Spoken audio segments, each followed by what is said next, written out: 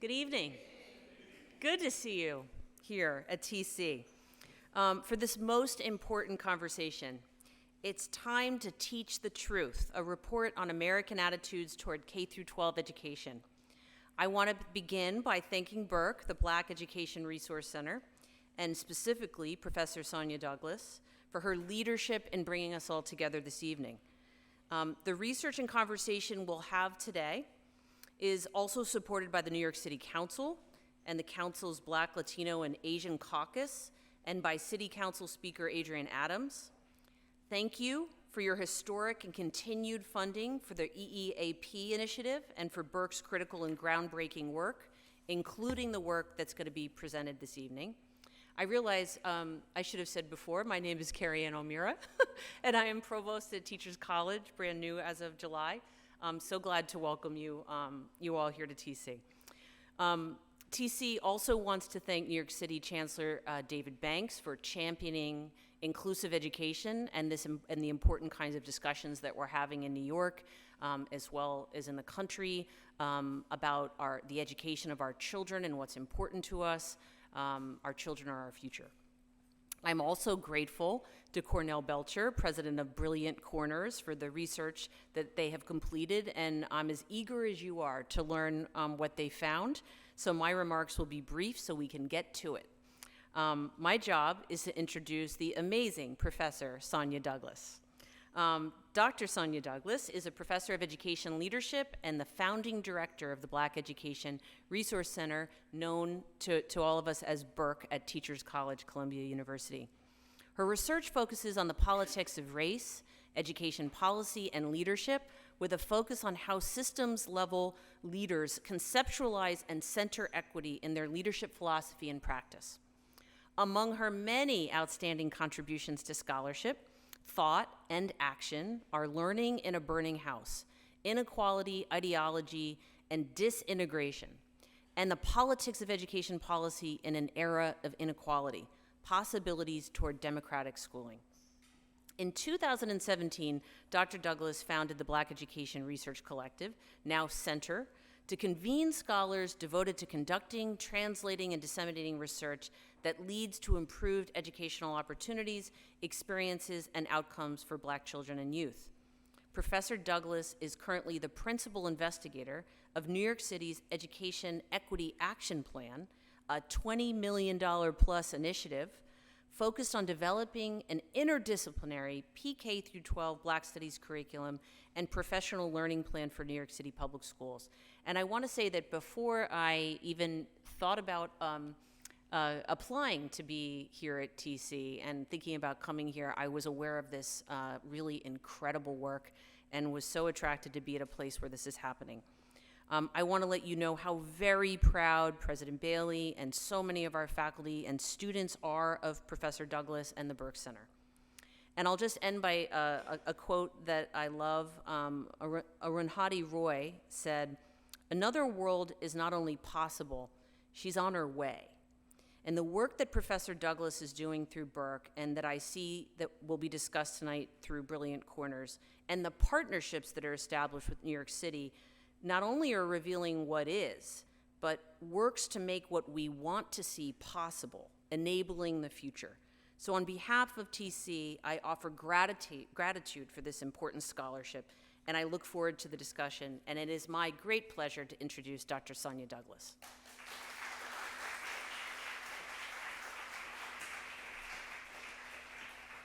Thank you, Provost O'Meara, for that kind introduction, and thank you to President Bailey for your attendance and support. To all of the TC administration, faculty, students, alumni, thank you for joining us for this very important conversation. I'm Sonya Douglass. I'm a faculty member in the Education Leadership Program and also the director of the Black Education Research Center, where we are committed to facilitating change in education. We are in a really critical moment in American history. I know we say that often, but the stakes are particularly high for education. And so we're really excited to have this conversation this evening to get a better sense of where Americans really are as it relates to their attitudes towards K-12 education. We're aware of the news stories, the heightened visibility of a lot of the protests and resistance and advocacy in various ways that are taking place across the country, as well as policymakers that have taken it upon themselves to really, limit the ability for us to teach the truth in our K-12 classrooms and in our higher education classrooms. So we're here tonight to not only learn more about those attitudes, but also to think about the ways that we mobilize and organize ourselves to protect public education, which is so important and fundamental to a thriving democracy. And I have well, first, before I introduce our special guest and pollster, I want to acknowledge the BERC team, who are really tremendous. We're a small but mighty team, and they have done an amazing job in helping to organize this event and to also conduct the research that is critical to really facilitating policy and practice change. So I want to thank Ann Lobu, who's our senior research strategist. Round of applause. Alexandria Lowe, our program manager. And Cassandra Edwards, our community engagement specialist. And at this time, I have the great pleasure of introducing an amazing individual and a friend, Cornell Belcher. Cornell Belcher is president of Brilliant Corners Research and Strategies, a partner in Resident Communication Strategies, a published author. If you haven't read it yet, he penned a book called A Black Man in the White House, political analyst for NBC, MSNBC, and one of the premier strategists in national progressive politics, as well as in the rebranding of corporate America. Over the years, Cornell has worked with both Senate and House Democrats as senior political advisor to the Democratic Senate Committee, the DSCC, I'm leaving off a C, in the 2002 cycle, and special projects director for the DCCC in the 2000 cycle. Cornell also served as Women Vote coordinator for Emily's List in the 1998 cycle, helping to put together communication and get out the vote operations targeting women voters all over the country. Cornell is also an experienced hand at campaign politics and has years of expertise in quantitative and qualitative research, message development, and product and behavioral insight. I'm only on page 1 of 3. No, just get to the part where you work on the Obama campaign, because that's the only thing people care about. Just skip to that part, and we can end. Okay, so I'll skip Newark, Atlanta, Yeah. and progressive organizations from the NAACP to the Congressional Black Caucus have also turned to Cornell to help them navigate a changing and volatile issue environment. And of course, he was part of the team that helped to elect Barack Obama. So at this time, I'd like to welcome Cornell, who's going to share some of the key findings from the report, and then we'll engage in a conversation about those findings. Thank you. Thank you. I'm going to take that clicker. Thank you, Dr. First, I want to say I'm so grateful for the opportunity to do this work and this research. So thank you, BERC. Thank you, Teachers College, for this opportunity. It is really important, and it is really important data. And we're breaking some ground. We're breaking some ground here and getting involved in this conversation. I don't know how long I have, Dr. Douglas, so just throw things at me when it starts getting time for me to go. I love this. Together we will change the world where change happens. We're always changing the world. The world keeps needing fixing and change. And so you all have a big job, because I'm about to retire. It's time to teach the truth. I'm going to dive into the data here. The methodology, you all got that, yada, yada, yada. It's good polling. I think they want me to stand still probably, but I'm not going to stand still. I'm going to walk around. How many of you watched the Republican debate like a week ago? Well, I asked that question, and it's important because if you all watched the Republican debate, and we're not partisan. It's not partisan organization. We're not doing partisan work. But if you watch the Republican debate the other evening, beyond the awkwardness of talking about sleeping with teachers, you would also see that teachers were being made the enemy. And to a certain extent, the front line teachers and the organizations that represent teachers were really being targeted and made the boogeyman. Now, Politics 101 is define the debate, win the debate, and define who the bad guy is, and then sort of counter yourself to the bad guy.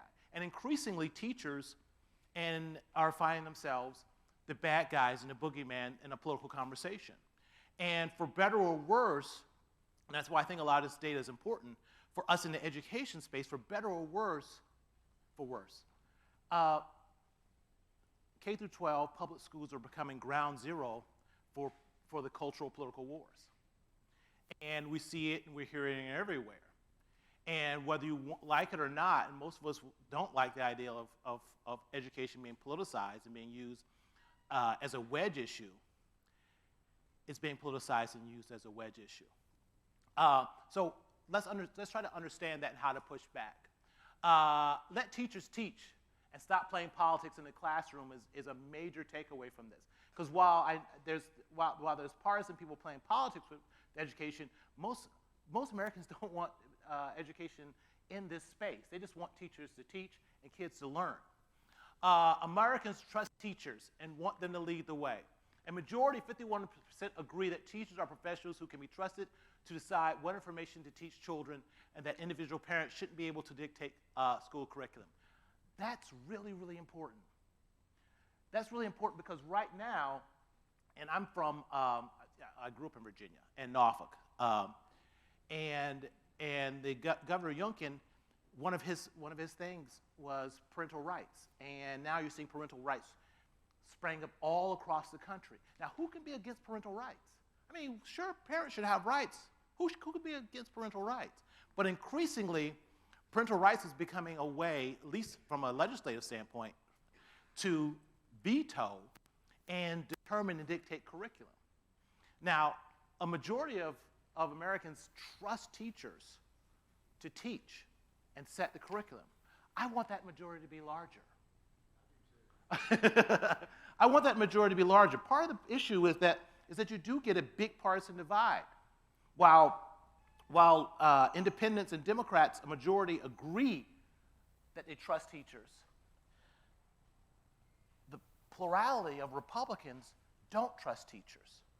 And again, we're not partisan, but I'm just calling out sort of the partisan divide that's happening here. So increasingly, teachers are becoming a focal point in this political conversation, and we got to grow that number. And we're going to get to it. We got some messaging that I think sort of helps us grow that number. The anti-woke education agenda is not popular among most Americans. Now, again, we're not partisan, but if you're watching the Republican primaries, which everyone should, you should watch those primary debates, just as Americans, again, not political side, but understand what they're talking about from a policy perspective, where they are. And what you learn in those debates is, from a policy perspective, the number 2 person right now in the Republican primaries, DeSantis, has this whole anti-wokeness in education that he doubled down on. He's beginning to pull back from it now. One of the reasons why he's pulling back from it is not gaining traction. Why is it not gaining traction? That's not where Americans are. A majority agree that CRT bans are simply playing politics, political games with education, and a large plurality strongly agree. In polling, we pay attention not only to broadness, but intensity. So when something has intensity, it's really important, and it's become something where we look, it's mobilizable.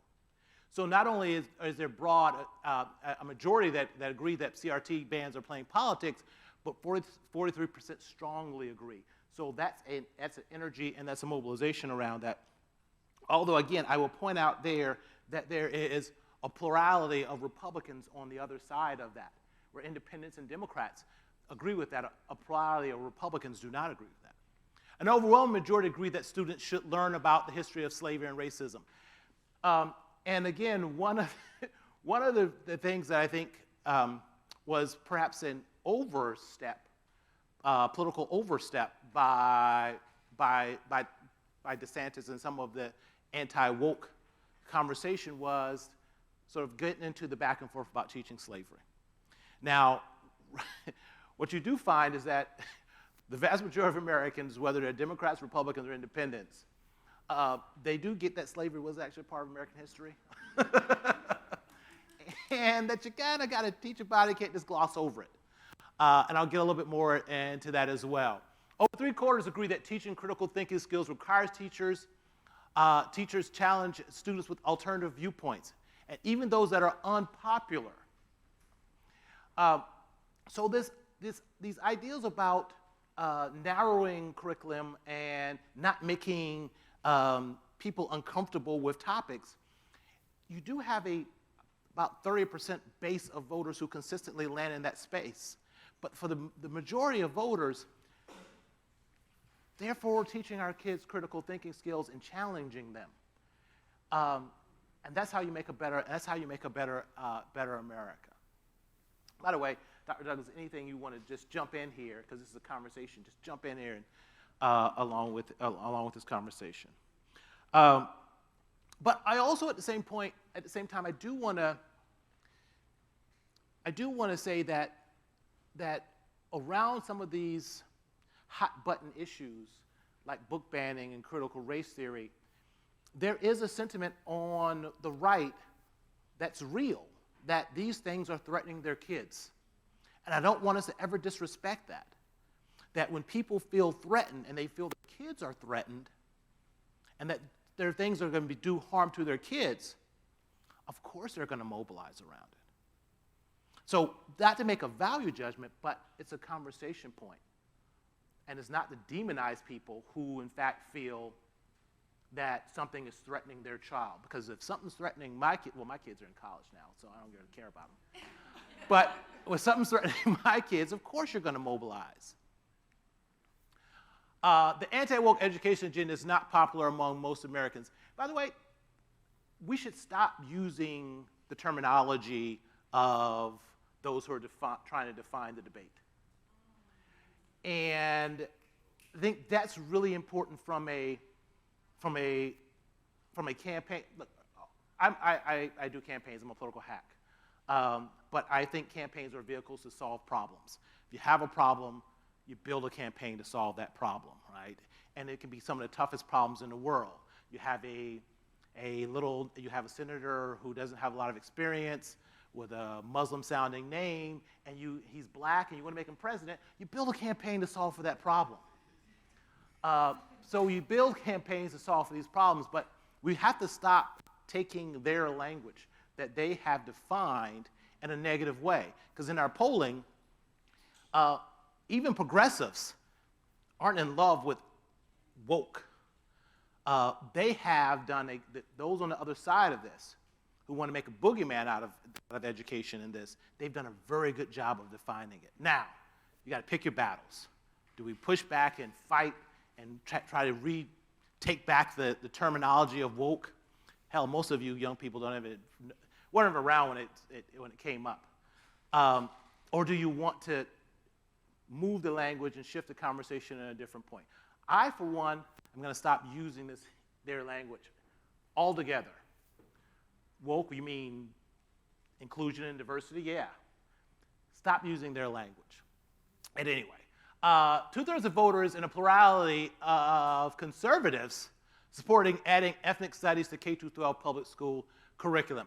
Now, not as strongly as everyone else, but even conservatives say that adding ethnic studies to K-12 public school curriculum is a good idea. Education landscape.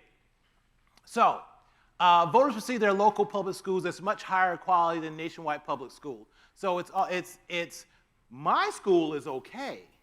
It's those schools over there. Now, those schools over there are the problem.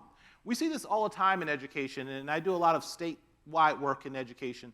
I was in North Carolina about 2 weeks ago doing focus groups with parents down there, and it's the conversation, well, I know my school's teachers. I know my teachers, and they're good people, and I think my school's doing a good job. Now, I don't know about the rest of the state. We see a lot of that here in the differences between perceived quality of their local schools and schools overall, where you do have 60% thinking that their local public school is doing an excellent or good job.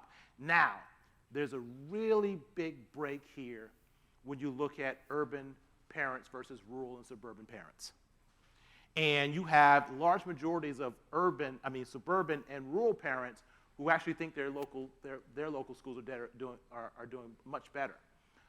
Urban parents are divided on whether or not their public schools are doing better than overall schools. So there's a real big difference in perception around the job that public schools are doing, even between parents versus urban, rural, and suburban. Suburban parents are among the most content with their school education, for a multitude of reasons which we're not going to get into this evening. There's consensus that the country is not spending enough on education, particularly among black voters. This is a big deal. You do have, even among Republicans, you do have a slight majority of Republicans who say teachers don't get paid enough. And from qualitative research, again, it's just in North Carolina, talking about teachers' pay. And North Carolina right now, I think they rank like 45th, 47th, or 47th, 8th, somewhere in teachers' pay.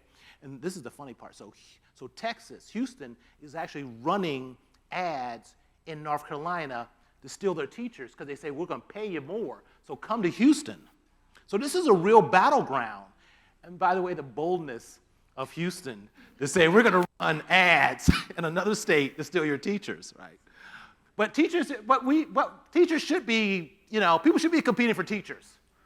That's a good thing. Pay your teachers more. But even among our more rural conservative groups, there is a sense that teachers and pay and teacher satisfaction and competition and the future for their children could all run back and are connected to teachers. So teacher pay is I think it's a big issue, and we should push for better teachers' pay, because like in Carolina, teachers shouldn't have to have a second job to teach your badass kids. A majority agree that CRT bans are playing with policy. This is what I was talking about earlier. Among liberals, black voters, and those who trust educators to make curriculum decisions, a majority strongly agree that CRT bans are playing politics with education. And again, you know why, you see how these hot button sort of cultural is playing nice, they're really racial issues. Issues are playing up. I mean, again, go back to my, I live in DC now. I've been in DC now for like 20 years, so I'm a Washingtonian. But go back to my state, Virginia. One of the first things that our governor did when he came in was ban CRT. CRT isn't taught in Virginia in K-12 education. You see this across states. In Arkansas, what was one of the first things she did when she came in? Ban CRT. You see this across state. That's playing politics with it, right? And I'm not being partisan, but they're banning things that aren't taught. And that's playing politics. Schools are broadly not seen as meeting the most important expectations for students. So I love this graphic. I know I'm giving you a lot of data, but you all look like a pretty smart group. On one hand, what you see here is how well schools are preparing our students, and then the importance of these ideals. So some people view education as a means to prepare students for life, generally speaking. How well do you think public schools do preparing students for each of the following, right? So provide the basic life skills like finance and budget, truthful, God, I'm getting so old, I gotta put my glasses on. It's a shame when you have to take your glasses off here and then put your glasses on here. But I refuse to get bifocals, because then they're progressives. Truthful understanding of American history, the good and the bad. Now, this is a 0 to 10 means. And again, I'm giving you a lot of numbers and math, but again, you're like a pretty smart group. So look how high that means is on a scale of 0 to 10. 9 is like out of the box means. It's top box mean. So they think it's really important to teach for the truth to be taught about American history. Really important to develop critical thinking skills. And this is one that the BERC team made me put in, because I wasn't going to put it in at first. But that's why they're smart. But the importance of civic engagement and voting. I was back and forth like, is this something really for, important for education to do? Well, I guess I should look at what's happening down in DC right now and say, yeah, it's probably as civic engagement and understanding what's happening is kind of important. But Americans think that's very important. And compete for good jobs in the future. All these are really important that they think education should be doing. On the other hand, the darker, what is that, yellow? That's yellow? Golden. See, for me, it's yellow, it's golden.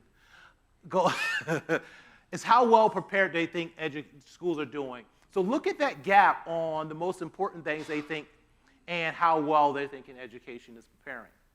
And that's a big gap around some of the most important things here.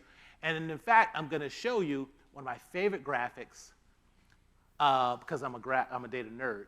One of my favorite graphics is this one. So the further to the right, the more important they think this issue is for education.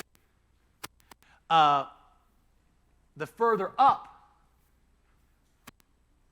they think better prepared.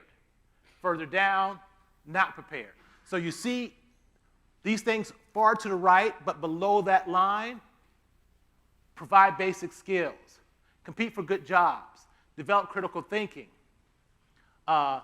responsibility about civic engagement and democracy. That circle, really important things that they want education to be doing. And I know you all have that there too. So, because I'm not the only person who's having trouble seeing. But also, really important things, but they feel public education's got to do a better job of reaching those, of shrinking that gap between what they feel is really important and the job that education is doing. Educational freedom. An overwhelming majority agree that students should learn about racism and that teachers should be able to talk about controversial and uncomfortable topics, right? So students should learn about history of racism and its impact. Overwhelming. And look, it's not often you get such a large, like, if I could ask if the sky is blue, and I probably wouldn't get 60% of Americans who would agree that the sky is blue. But some of these are base values around teaching the truth, teaching uncomfortable points, and that teachers should be free to discuss politics, and teachers should set curriculum. These are big, broad values that Americans overwhelmingly agree with. And by the way, some of the reasons why you think you're seeing some of the candidates who are pulling back from some of their most strident anti-wokeism. Now I'm going to read, teaching the truth about history, increasing teacher pay, and raising teacher standards seen as top ways to improve public education. So we also did a battery on what are ways to improve public education. And we gave them, and so we did a whole battery around that. And the dark gold, strongest support, somewhat support, the light gold. And what you see here, you can see it on the left here, teach the history of slavery and segregation, increase teacher pay, raise standards for teachers, increase discipline, but also things like armed security. And Americans are increasingly frightened about what they see happening in their schools, and armed security is one of the things that they see as a way to engage that. But also ethnic studies, but also a lot of break in the data around ethnic studies, around partisanship as well. And here, the Black Studies unit, which is something that we really want. Nearly 3/4 of U.S. voters support adding Black Study unit to the school curriculum. Folks, Americans aren't against diversity. They aren't. Look around this room. How can you be against this room? You're diverse. Some people are playing politics with diversity and fear-mongering around diversity and changes that are happening in this country. But that's not where the majority of us are. But we can't be silent about it, because the noisy ones, they are the ones that always win. Education messaging. Now, coming to a close, one of the things we want to test is some message frames, and this is what we do a lot in polling. We try to see how we can move voters one way or the other with message frames. So you're really getting some insider stuff here. So the best, really good polling isn't this stuff that you see in the New York Times or any of these other newspapers, right? That's not really good polling. We use polling as a strategic tool to understand how we move resources and what we pay attention to, and what we're going to focus on. There's probably not a lot of what you see on television that's a lot of money has been spent on it from either a political campaign or even an insurance company, that they hadn't tested those frames to understand how it impacts voters or consumers. So here you're getting a look inside. And so we tested a number of arguments to see which moved voters the most around, which moved voters the most, from truth and history, right? These attempts to rewrite history not only diminish the injustice experienced by generations of Americans, but they also prevent educators from challenging our students to achieve a more just future. The benefits of diversity argument. Working for diverse classroom inclusion and lessons isn't just the right thing to do, it's also the smart for kids of all races. It's about improving the outcome for children. Exposure to diversity helps prepare them to navigate an increasingly diverse world, a skill that colleges and employees value. Those are the two top testing arguments. This is why they're first here, right?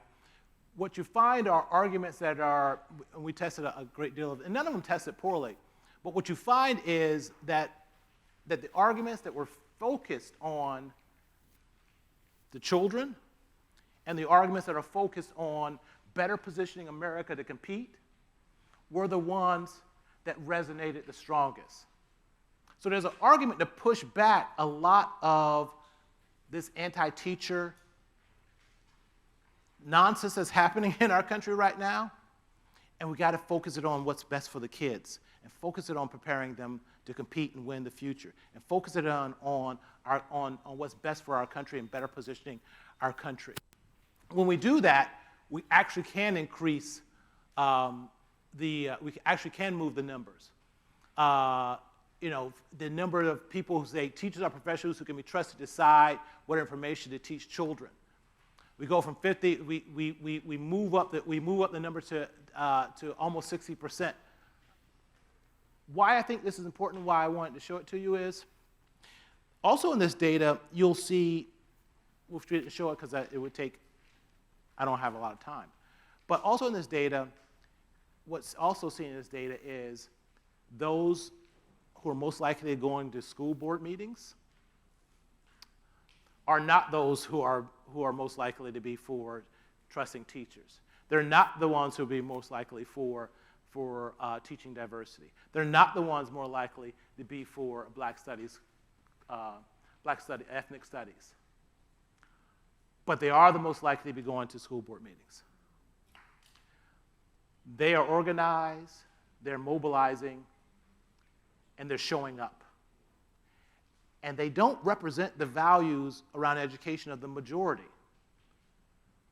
But you'll be amazed at what you can do if you just show up and you're loud. What we have to do is show up. And we're going to be louder because there's more of us. So in a lot of ways, we can't rest just knowing that we're right. We cannot rest knowing that we're right. We have to be active. We have to show up. And we have to push back.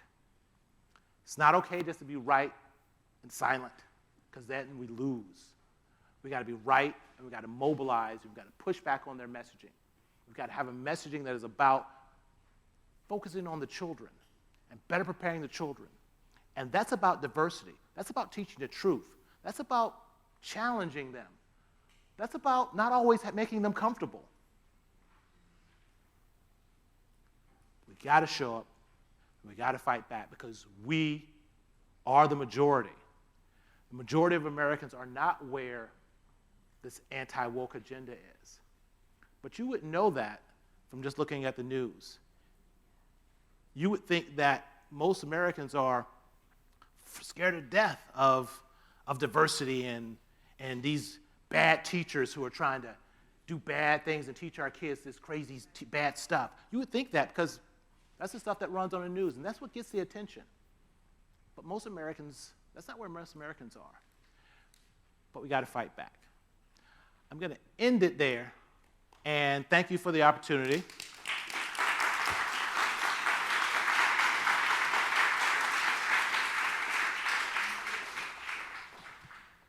One more time for Cornell Belcher.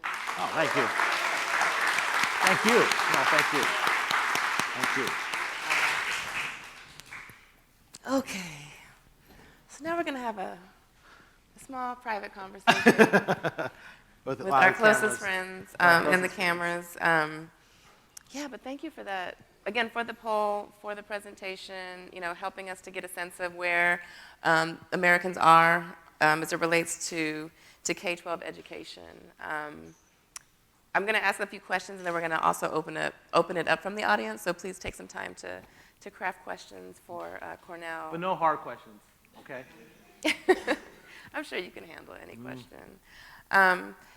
I wanted to start with, kind of the call to action that you raised at the very end, where we need to speak up, stand up, that we can't be silent, and that I think you said being right, and resting in that is not enough. What needs to happen? Tell us, as those who are committed to education, again, we feel that we're right in terms of the values that we are advancing for children and for the country, but what should we be doing? What can we be doing differently? It's one of my, many beers ago, I ran track. a lot of beers ago. But half the battle is just showing up, right? What your coach would tell you is half the battle is showing up. And they're showing up. We have to show up, and we have to organize, and we have to be mobilized. And you do see some of that happening now with groups that are organizing and push back, but they're behind the ball. What is this? Moms for Liberty, well funded, very well funded, and they have talking points, and they have marching orders. I mean, in the end, it's not rocket science. It is, we need to organize and mobilize, give our people the information they need, give them direction, and let them go off. But also, let's be real about it, is there are people who are spending a lot of money to help those organizations that are trying to curtail curriculum. And we have to have resources and organizations also to push that back. Because again, I think we get comfortable in the knowledge that, well, what they're saying doesn't even make sense. That's not right. And we get comfortable in that, so why do we have to fight that? But we see why we have to fight it. Right. Can you help us, I guess, to understand for those who don't know enough about, or we're not familiar enough with campaigns and kind of, again, the big organizations that are really helping to drive and support these advocacy organizations, what does that look like, and what are the organizations that support a lot of the values that folks in the poll talked about doing in this instance? Well, that's the problem. There are not a lot of organizations and we need more of those organizations. But again, half of it is we've got to start showing up at school board meetings, because I know it's a pain in the butt, but for better or worse, the other side is showing up at school board meetings, and they're being loud, and and they're voting. And they're voting. So we've got to show up, and a lot of these little small local elections, so many of us just give short shrift to. We don't even think about it. The other side, they're paying attention. And this is not new. I mean, if you go back, again, let's go back to Virginia, where in the 80s, Pat Robertson decided that they were going to organize and start taking the religious right. We're going to start organizing and taking over school boards, and pushing that. Now, they never had a majority support for what they wanted to teach or what they wanted to do, but they were successful because they were organized and they showed up. So for the very first thing, if you take nothing else from this, is, take you and a friend or a family member and start showing up at school board meetings. Call your aunts and uncles out in Ohio and Carolina, and tell them, especially the parents, show up at the school board meetings. Because it actually is important, because there are people there trying to do bad things. So we'll have to show up to the school board meeting. Yes, you have to show up at the school board meetings. You raised an important point about resources, though, and I wonder about that. Where could we and should we be marshaling resources, and where should they be targeted? Well, one of the things we can do is we have to support. There are a couple of small organizations that are starting out there now, and we have to write a check, $10, $15. We've got to show up because for better or worse, money is the lifeblood of politics in this country. Now, there's too much money spent on campaigns and politics in the country. It is. Nowhere else in the world do we spend nearly $1 billion on a presidential race. It's obscene. But there will be close to $1 billion, if not $1 billion, spent on the presidential race. And I'm not even talking about the Senate races and the House races. I'm just talking about the presidential race. That is absurd. It shouldn't cost that much money. And then we wonder why big special interests and the wealthy have such a hold on certain segments of our politics. So until we can fix campaign finance reform, look, and I benefit from money being in politics because I earn a living from politics. But as an American who believes in democracy, it's a really bad idea for campaigns to cost $1 billion. Because your voice is lost. It is a really bad idea for just a congressional race that costs $5 million to be elected to Congress. But in many ways, wouldn't you say that is part of a large issue? I mean, regardless of the policy issue, the fact that we have so much money in campaigns, that we have this two-party system. I mean, one of the findings from the poll was that many people didn't want to identify with the party. Even though they were registered as a Republican or Democrat, many identified as independents. And so what does that say about the electorate in the current? Well, increasingly, especially with young people, young people are not identifying with either party. My last memo to Chairman Dean, Governor Dean, Chairman Dean of the DNC, coming out of the 2008 election is, 11% of our electorate in 2008 were new voters. They were people who had not participated before. One of the things that on the first meeting with sort of sitting down around a table with then Senator Obama and some other folks was he talked about building a movement. And movements aren't just political. I mean, movements, there's a civil rights movement, there's a women's suffrage movement. Movements are big things. They are cultural, they're social. They're not just political, right? He was going to build a movement to sort of change the world. But part of that was a change of the face of the electorate. The charge was we have to make the electorate on election day look more like the face of America, which means younger people. And look, a large swath of that 11%, a plurality of that 11%, were voters under 30. And what's happening with Gen Z and millennials now you're the most diverse generation in the history of this country. You are the generation where we can't continue to kick the can down the road on racial issues, because in about 15, 20 years, we are at a tipping point where the historical majority group begins to fall into the minority group.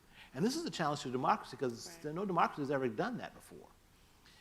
Man, you guys might be in trouble. But that 11%, they were key to Obama being elected. This is the number that I always love to throw around.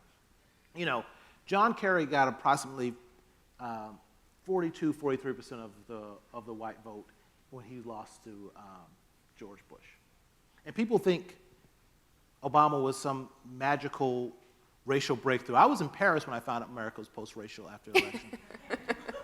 Because Parisians love American politics. They love American politics and Jerry Lewis, which I don't quite understand.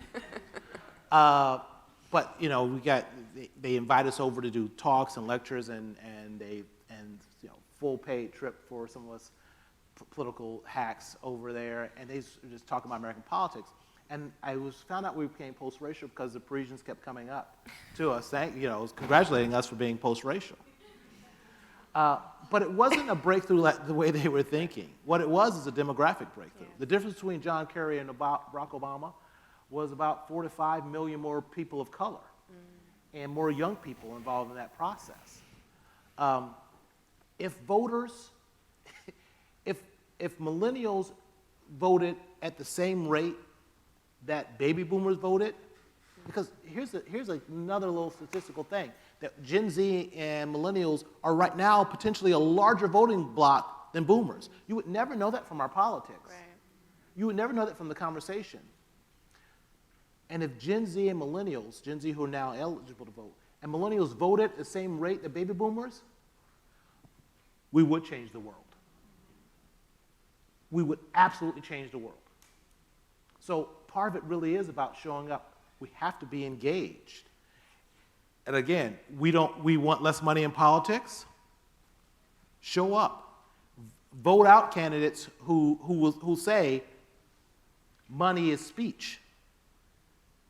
And look, then that's what they say, and I get it. But my God, if money is speech, then a lot of us don't have much speech. That's right. That's right. So that's a long, rambling story for a really short answer. But thanks for sticking with me.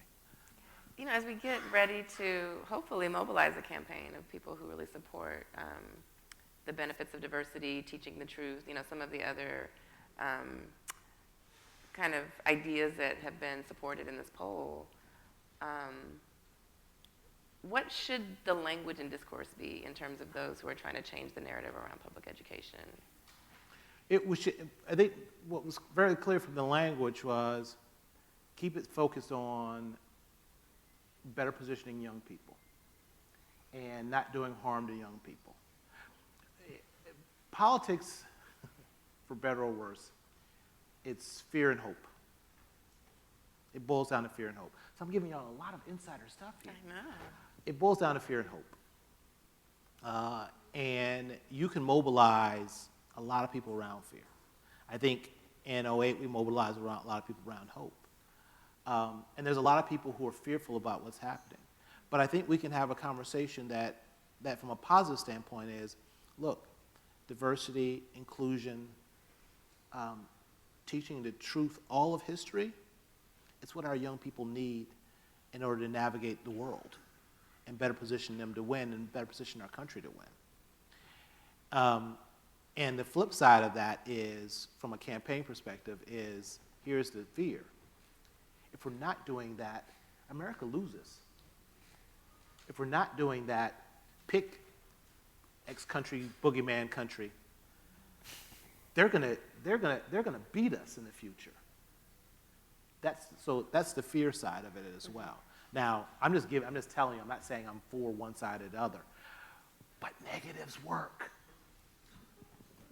Well, and so I think that's another issue. I mean, I think many of us probably wonder, why don't we go negative? Or why doesn't the left and those support democratic values, why aren't we kind of fighting the fight against the right? Could you talk more about that? It seems like it's harder to develop the bumper sticker messages, right? The narrative that can really, again, mobilize people in the same way as being anti or just saying no to something else.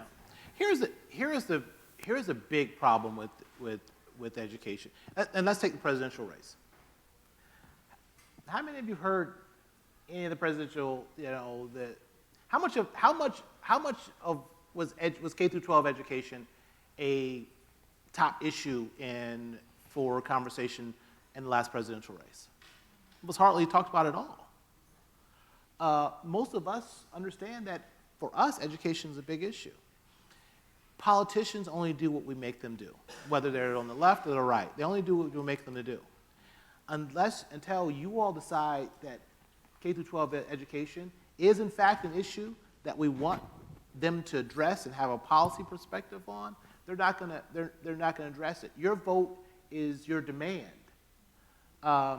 And I think there are a lot of people who are saying, well, my group or my interests, we're not going to be with you if you don't do X, Y, or Z. There's not a lot of folks out there who are saying, you know what, I'm not going to be with you if you are not for inclusion in education. But that's got to stop, right? That's part of showing up. That's part of making a demand. You know, we talk about all these different groups of voters and we give them fancy names, right? What about education voters?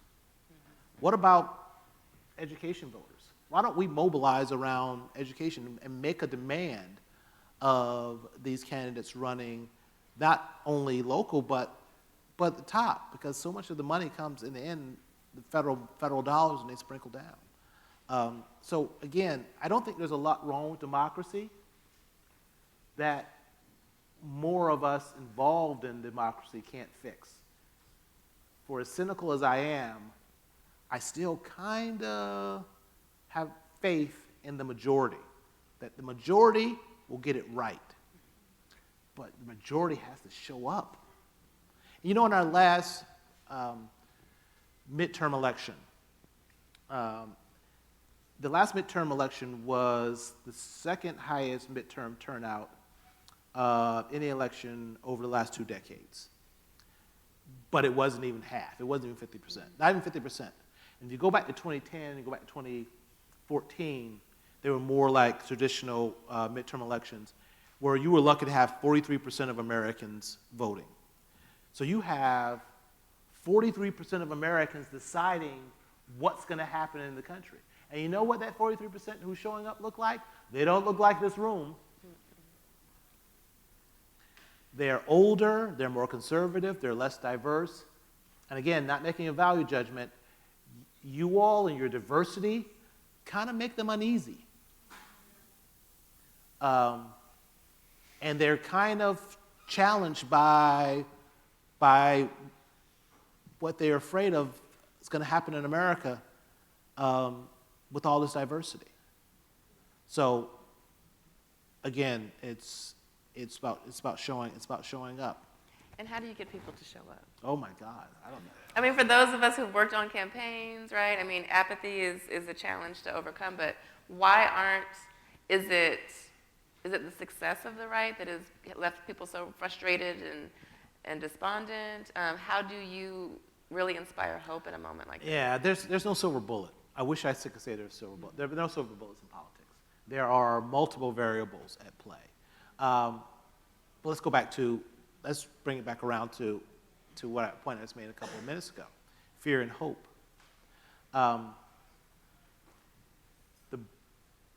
The border is literally being invaded. New York is Gotham City. Crime is out of control. They're going to come get you. The people who are coming across the border are coming across and putting fentanyl in your kids' candy. Come down the escalators of your building and say Mexicans are rapists.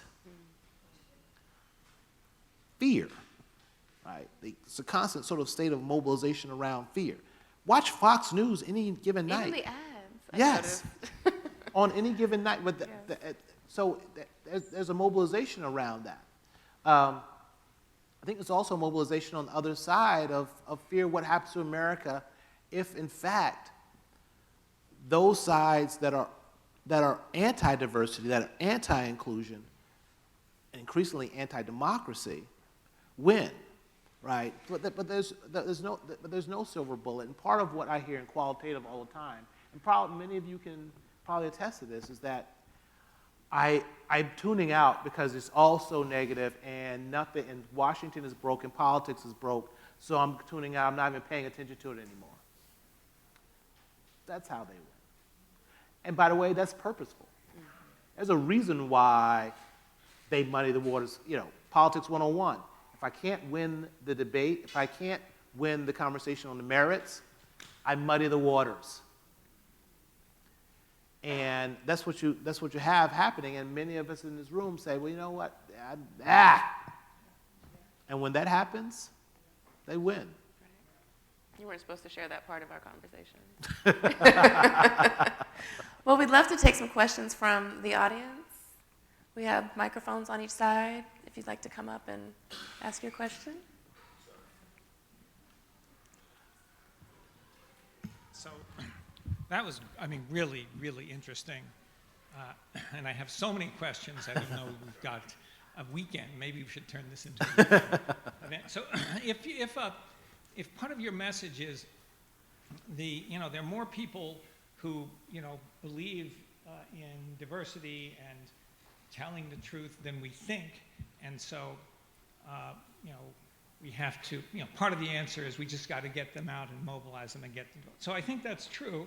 But there are some less encouraging things from this, Yeah. especially about teachers. Yeah. So if you see that while most people think students should learn history and the impact of racism, if you look at trust teachers to set curriculum, it's only 51%. Yes. So that's not very, that's a majority, but that's, and then the question that you have here on these questions, the education messaging, the respect teachers is the lowest. That is the message which says we should respect teachers. Even you have the question, well, we don't tell electricians how to change your electricity, so why are we, which actually I would have to say is a question which makes it look worse than it is. So I would expect that if there was a less loaded question, you'd get an even worse answer. But so I guess the question is, there's clearly evidence here that there's, you started out by saying that we're making teachers the enemy or the problem. So how do we do that? That isn't just a question of showing up, because even if everybody shows up, it's not going to be necessarily a win. So I guess that's the question, because there's some real issues that we have to do. And, of course, that's a problem for us because, it's hard to get students who want to do this. So I guess, I don't know if you have any ideas about what we can do to try to change people's attitude about that. And thank you for that question. But part of what I've been trying to do throughout the conversation, especially during the messaging part, and show you how, in fact, we move that teacher's number, right? The inside, polling is strategic. And most of the polling that you all see isn't strategic at all. It's just a horse race that you shouldn't even be seeing.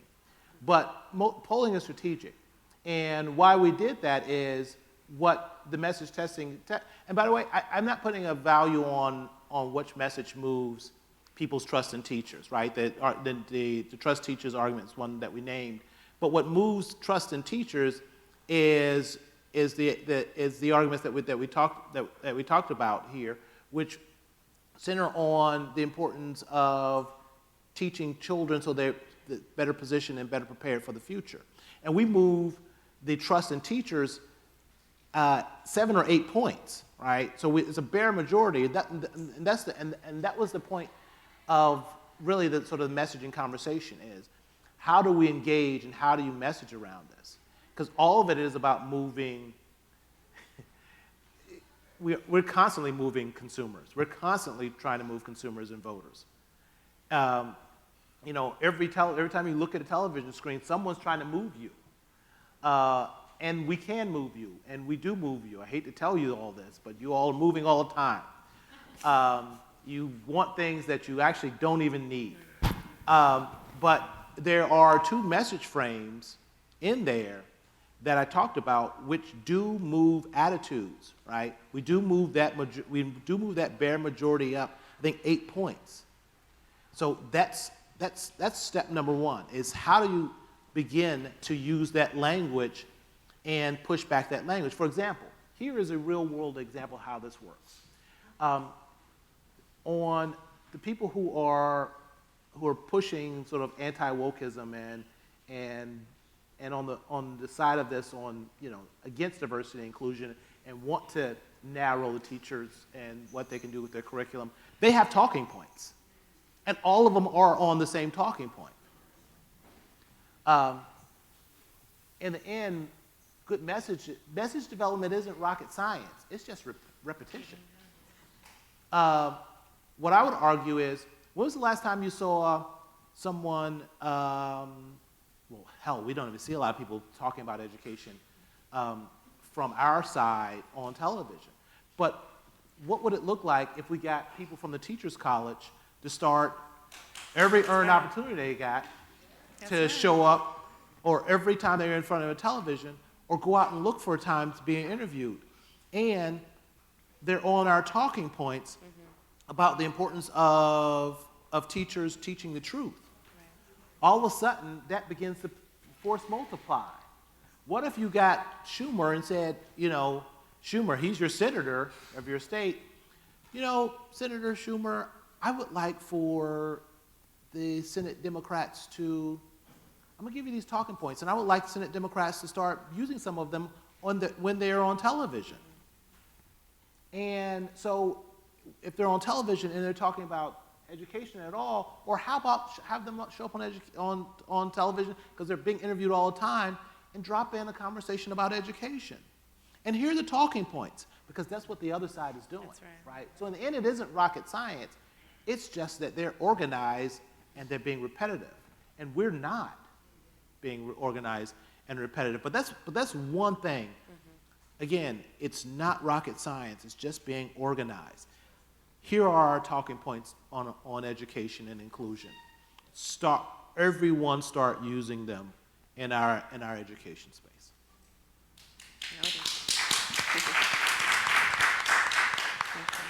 I don't know who is next. Yes, you are. Hi. So I am a mom of a 14-year-old. I agree with you 100% about showing up. Board of Ed meetings, PTA, administration, class parent meetings, all of the above. I have been active doing that for a few years now in the public school system. At what point, this year I decided to remove my son from the public school system, particularly our district, because at some point as a parent, I'm wondering, this fight that I'm having, how is it helping my child, or is it hurting? And I feel like you have to make a decision. But you still have it within you where you want to continue to help that area that you left. How do you get, I felt I was in an area where it was a very small percentage of people that looked like me, and the people that did look like me constantly appreciated with words of me showing up, but they weren't showing up as well. So how, and I know this question has been asked before, we've organized, we've created a grassroots DEI group in the community. The majority of the people are allies that don't look like us. How do you get the rest of the people that look like us, that are concerned about their kids, but they're just not showing up? Even after you've taken your child out of the district, but you want to still make a difference for the kids that are there. Yeah. Well, one, thank you. And the sad part is, look, there are no silver bullets, but what I will say is look, we have to respect our decisions. And sometimes you have to step back, like you said, you have to step back from it. But what I will say is, I bet your voice is missed. I bet your voice is missed. Although in the end, you got to do what's best for you. But I bet your voice is missed because when you stop showing up, something is missing. But you have to make that choice that's best for you and your family. But I got a feeling that your voice is one that's really missed in that conversation. And then we have to make choices, and they're not easy choices. And it is a choice where, do I keep showing up for this fight, or do I pull back and just do what's right for me and my family? That's a real conversation. And I don't have an answer. I don't have an answer for that. But what I would say is, again, getting back to organizing, organizing is just touching people. It is just touching people. It's going to your friends and your families and your neighbors and having these conversations. We know from studies, the most impactful messaging and organizing isn't done from a television ad or a radio ad. It's what we call in politics neighbor to neighbor. And it is, you get someone in that neighborhood, you give them the talking points, they understand the assignment, and they start reaching out to their neighbors. Because they know their neighbors, and their neighbors trust them. Their neighbors aren't someone outside. So these neighbor-to-neighbor conversations become really important in organizing, and you're not going to win them all. Right. And look, they're the ones who are against inclusion and diversity, they're not winning them all either, right? They're showing up at these meetings, but it's not like there's 5,000 of them showing up at this meeting. But you get 20 of them all on the same, singing from the same hymnal at a school board meeting, all of a sudden they take over the school board meeting. So again, no silver bullet answer, but I bet they miss your voice. Yeah. Thank you. Thank you. Thank you.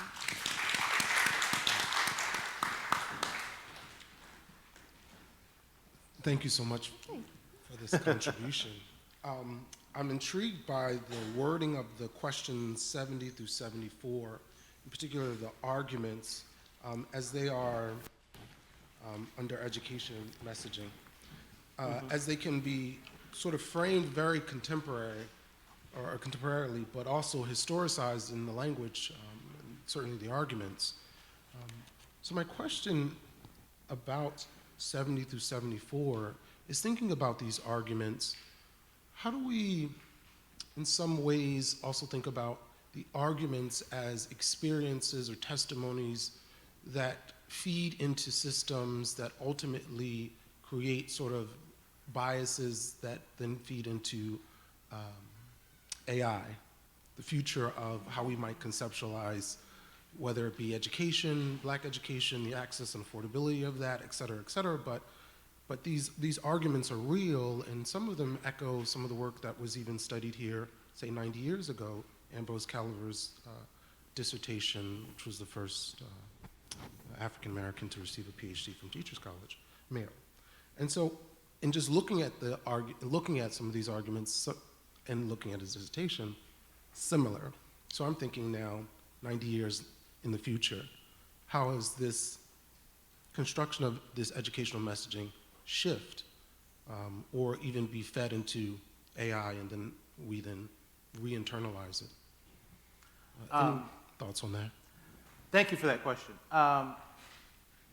What I will say is the basis of good messaging is the basis of good messaging, whether it be, from 500 years ago to now. The basis of messaging is good messaging. And again, it goes back to fear and hope.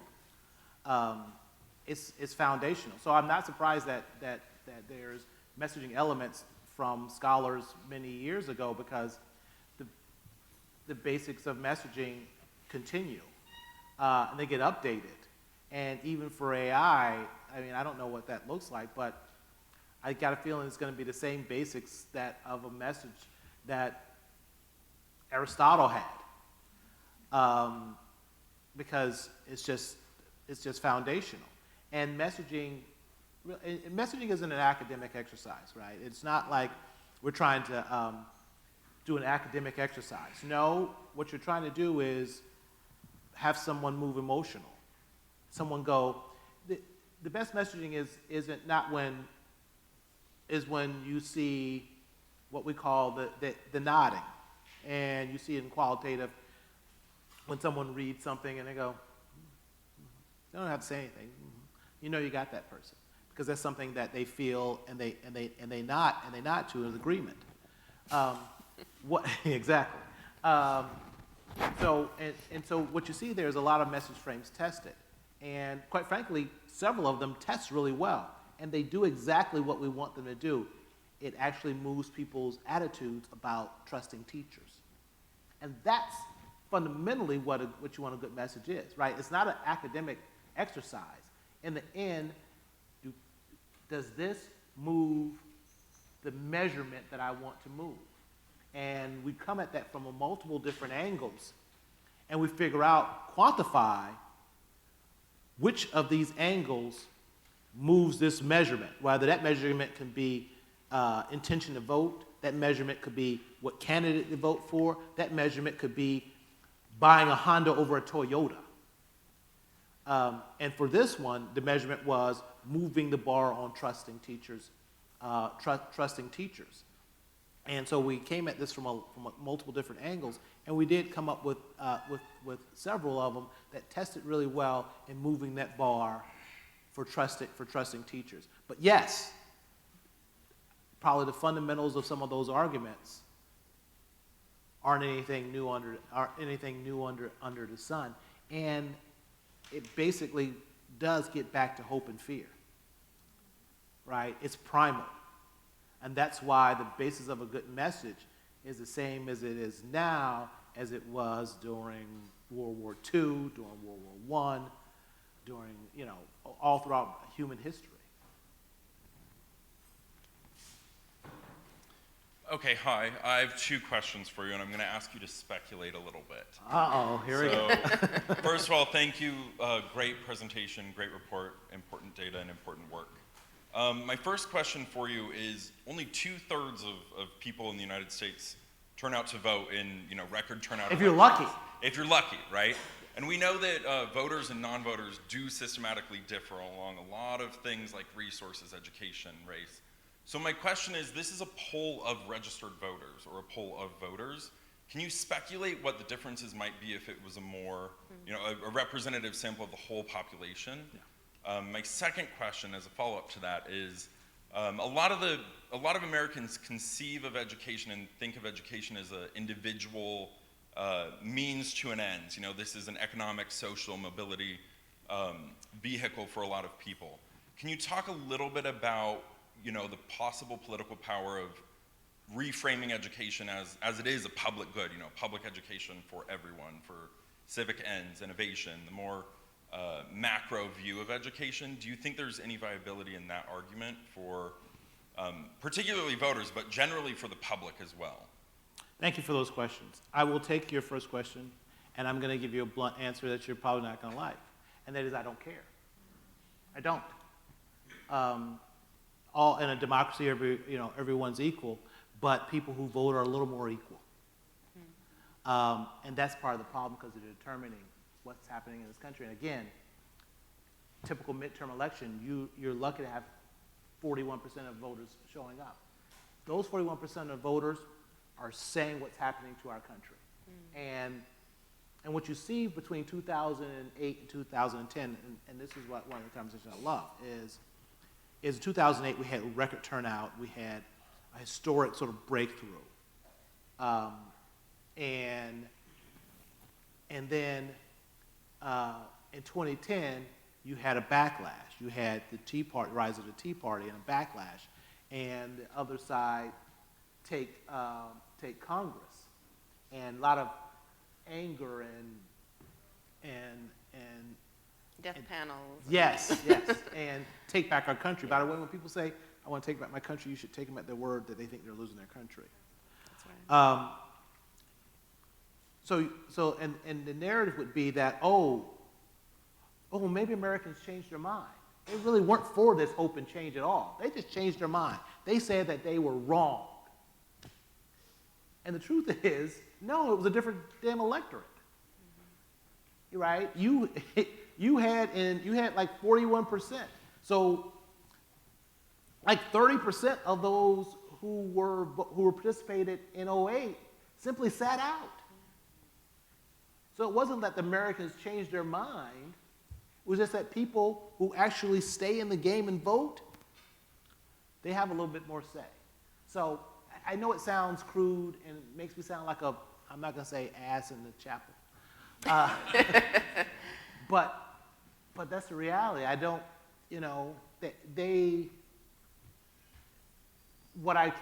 what matters most are the people who who are voting. And look, there's a lot of ways to parse out a likely voter. And when polling is, most of you look at polling at the horse race. The horse race, you didn't ask this question, but I'm going to use it anyway. The horse race is the least important question in a poll. And you all are bombarded with the horse race all the time. You shouldn't be. Most of you should never see a horse race in a newspaper. They're wasting your time. They're wasting your time on a lot of different levels. One is, what can you do with that horse race, right? I say, and again, I'm part of the media, I say every time they talk about a poll on television or in the newspaper, they'd be better with that time informing voters of the differences between the candidates. Because that's information they can use. They can't use that poll, that's something insider. And here's the other thing, that poll's pointless. Because you know why? Because I have $1 billion to change that number. And again, bringing it back home, you know how I can change, like, give us $10 million to run a campaign on changing the perception of trust in teachers. You give me $10 million, I know exactly how to do it. And that's what's happening. So I don't care about a poll number. And the other part about polls is, I'm on a little poll tangent. The other part about polling is this. So New York Times, a couple of weeks out from the last election, they did a poll, and it was like, Joe Biden ahead in Florida. Now, most average person who just reads that headline says, oh, Joe Biden's ahead in Florida. That means Joe Biden's going to win Florida. When in reality, that's not what that means at all. And I think it was like 47-45. That's not what that means at all. And then they go, oh, well, Joe Biden didn't win Florida. The polls are terrible. Polls are wrong. Well, pollsters are still good looking, but they're wrong. So we use too much polling in this conversation. And the likelihood of voting is something, when polling's wrong, it's not wrong because of the methodology. It's wrong because of the art. Most students who pass stats, I got a C in stats, by the way, and I earn a living doing it. Most students who pass stats stats kick my butt. Most students who pass stats can get a lot of the methodology wrong. It's not the methodology, it's the art. When polling is wrong, they've gotten the art wrong. They've missed what the electorate is going to be, and none of the data can tell you that.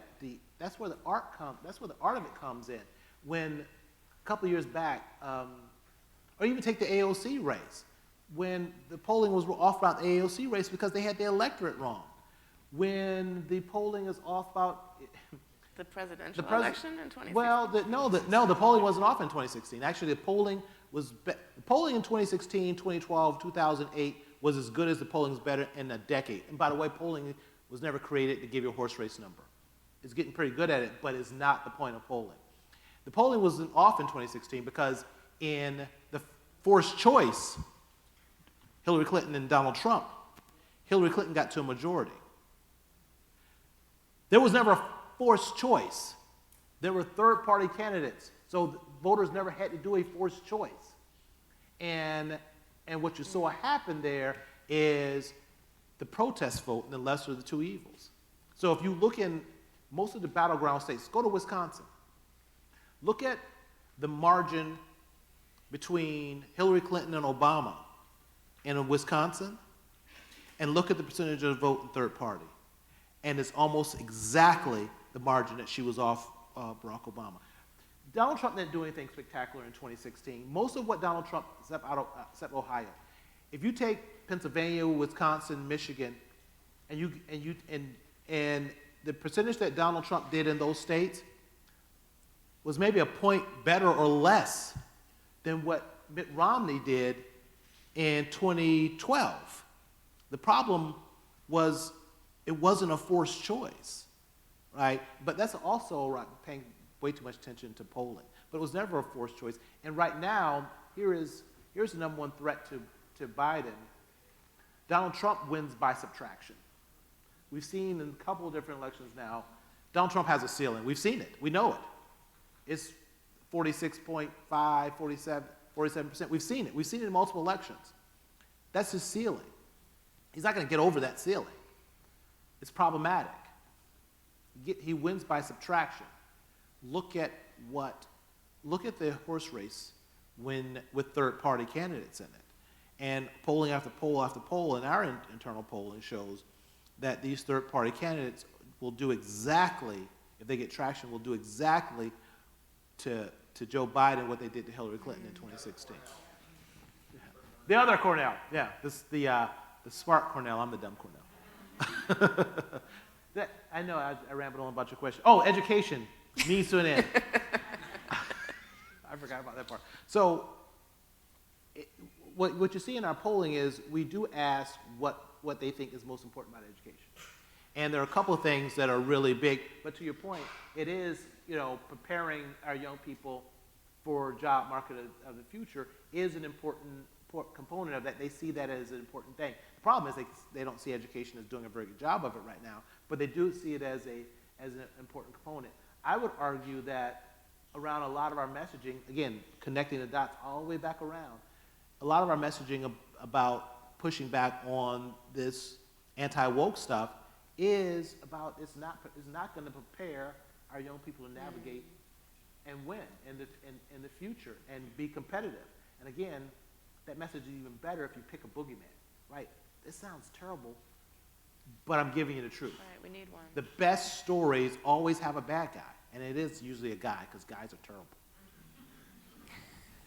Okay, we'll take one last question. Oh. You want to skip a question with me? Okay. They can do a joint question as long as it's not a tough I didn't know there were two, but yes, we can take both. So I had two, but I'll just keep it to one. My question was behind, you said showing up, but also part of that issue is voter suppression. And so how do voters outside of New York City, because this is kind of, in many ways, a fantasy. New York City is very much a fantasy as compared to other places. How do people living in the United States of America who are eligible to vote have the opportunity to go out and vote, to show up in these cases when there are restrictions taking place? The Second Reconstruction or the 1960s Civil Rights Movement have been hanging on by threads right now. And so what protections are there if they have to show up to make those changes, if that's one of the tools in the toolkit to do so, right? Yeah. So I have another question, but I'll turn it to the sister. That's y'all should get your member of Congress in here and ask them that question.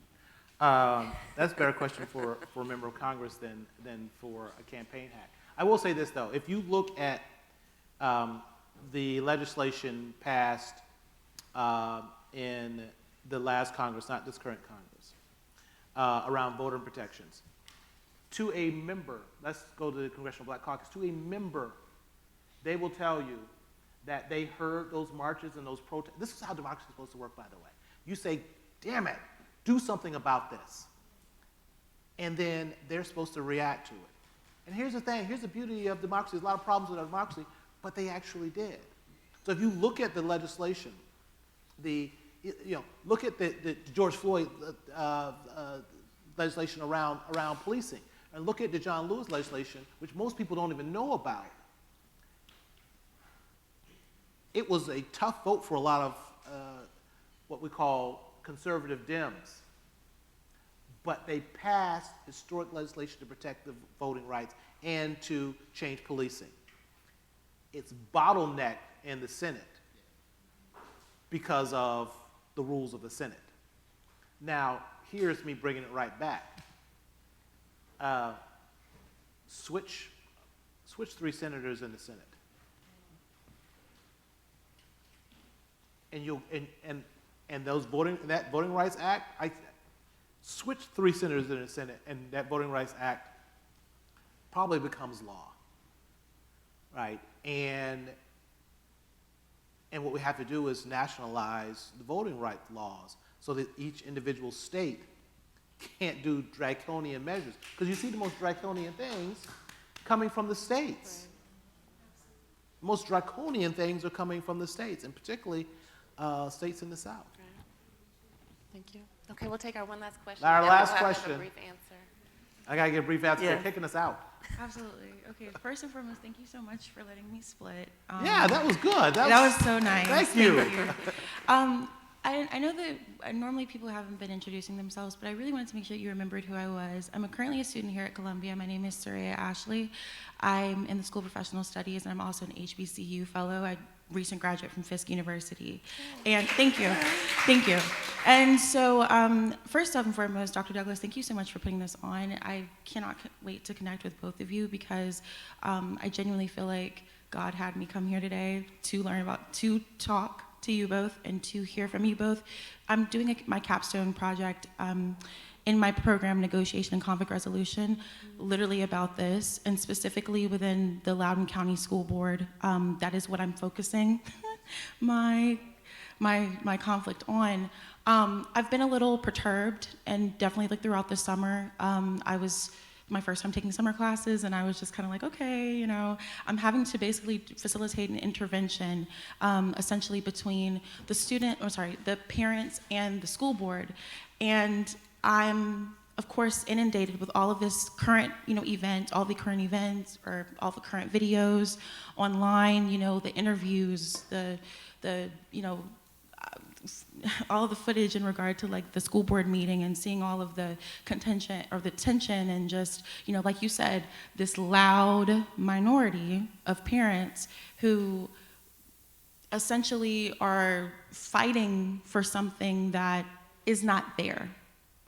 But they're loud about it, and they have, backing from, Fox News and various other, the Manhattan Institute, and all of these, I'm sorry, but do you have yes, ma'am, I do have the question. The question is, how is it, not to say, is it possible for a intervention to be had, but like, if I am trying to facilitate this and attempting to do something, it doesn't have to work, but at least attempting to try to find common ground between the school board and parents, how would you suggest I go about trying to facilitate that? I have been looking more so at facilitating conversation and wanting people to understand where people are coming from, to try to see that at the end of the day, we have to think about children.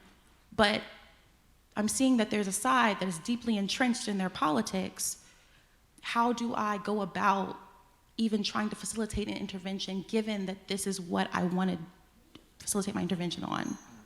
Answer Dr. Douglas' question. You connect with the Black Education Research Center. Absolutely.